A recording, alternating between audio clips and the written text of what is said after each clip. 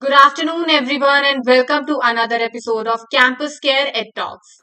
EdTalks is a platform where educators and leaders come on board and express their viewpoints related to education and society. Our topic for the discussion is creative student assessment strategies, and to express their viewpoints on the same, we have with us Mr. Uttam Jha sir, Principal of Choitram School North Campus. A very warm welcome, sir.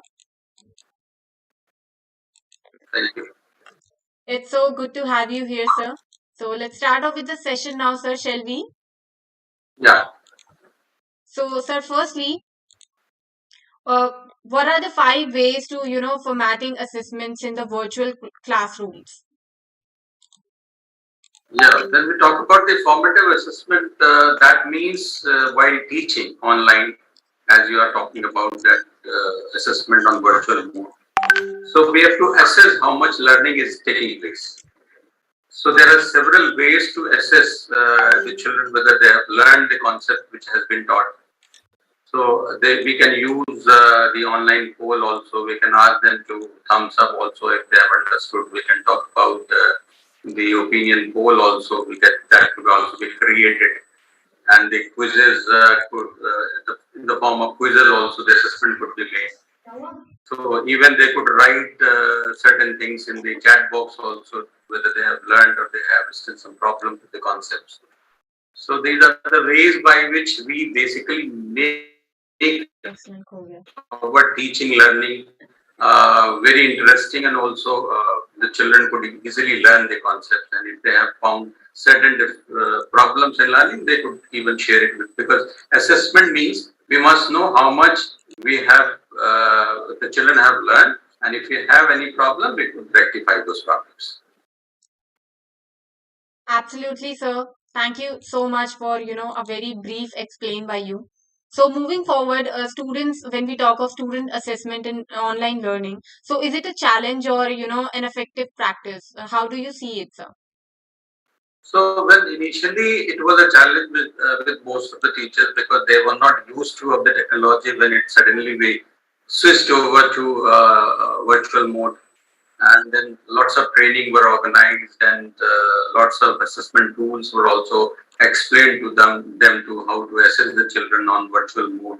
So initially it was a challenge from the teacher side also, and the challenge from the children side also, because they were also not coming up to the extent we were expecting them to do, uh, and even they were not basically keeping their cameras on. So and we were asking them to give the responses also, whether they have understood. Like I have already said, that they have to thumbs up or write something on the chat box so that we could understand that they are there.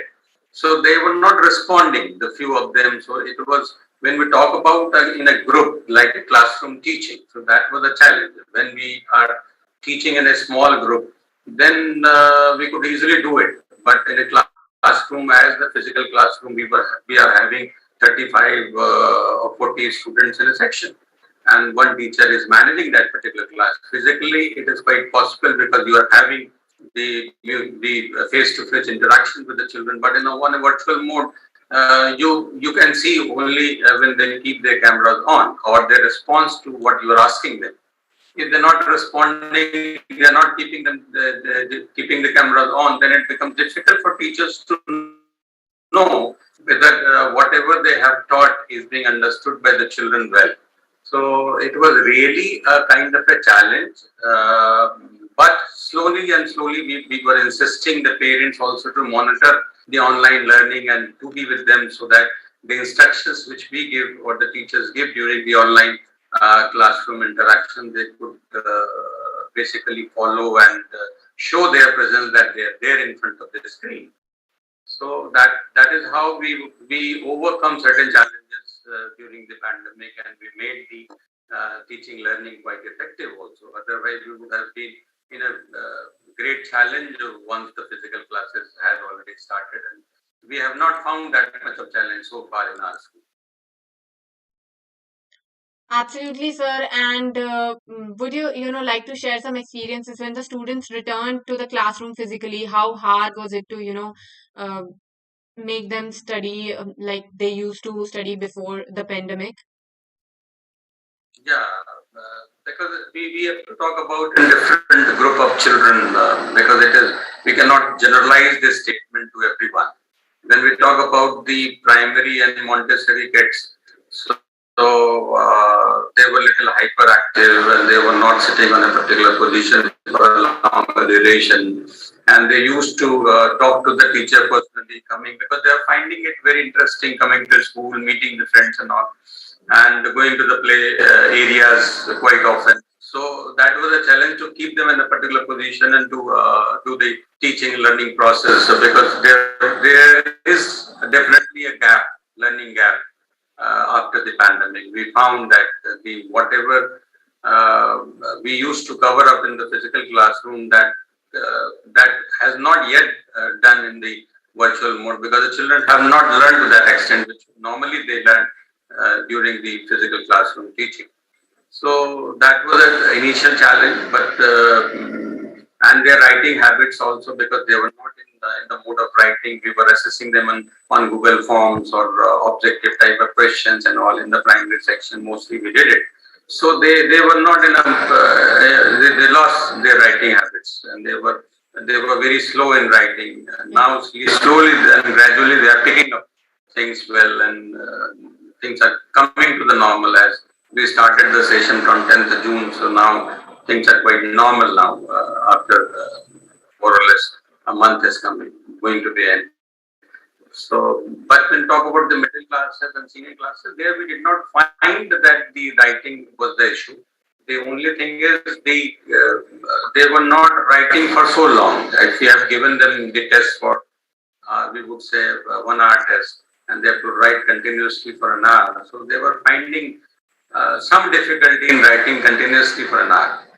So because we had just a test for them initially, a one periodic test we conducted, and we found that they were facing some problem in writing for an hour continuously. So, but slowly the things are covering up, and they found problem in the like 10th and 12th. They gave the term 2 examination also. So few children, they couldn't complete the question paper because of this slow handwriting.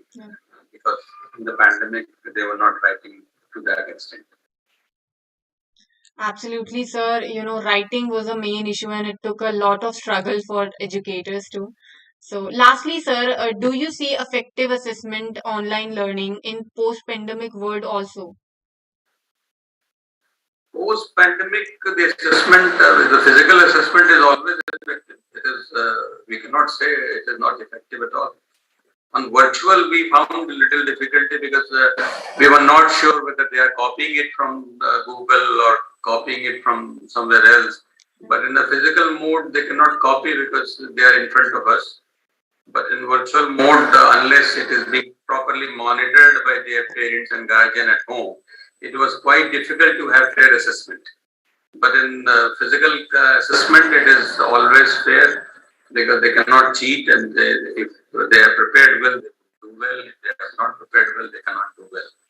So I think that challenge has already we have overcome that. So now the children are in the proper classroom learning environment, and they have to write it, and they have to give the assessment in a physical mode. Absolutely, sir. Thank you so much, Uttam sir, for being here and sharing your thoughts on how is it effective in creating students' assessment strategies. Thank you so much again for being here. Thank you so much, Mac, and Entab also for inviting me to have a discussion, and the people will know my opinion about the virtual assessment and the physical assessment, and the teaching learning process. Thank you. Thank you so much, sir. And I hope, the audience got to learn a lot of from your experiences and thoughts. Thank you so much again. And for all the viewers watching us out, please don't forget to subscribe to our channel for more stuff like this. Thank you, sir. Have a good day. Thank you. Bye-bye.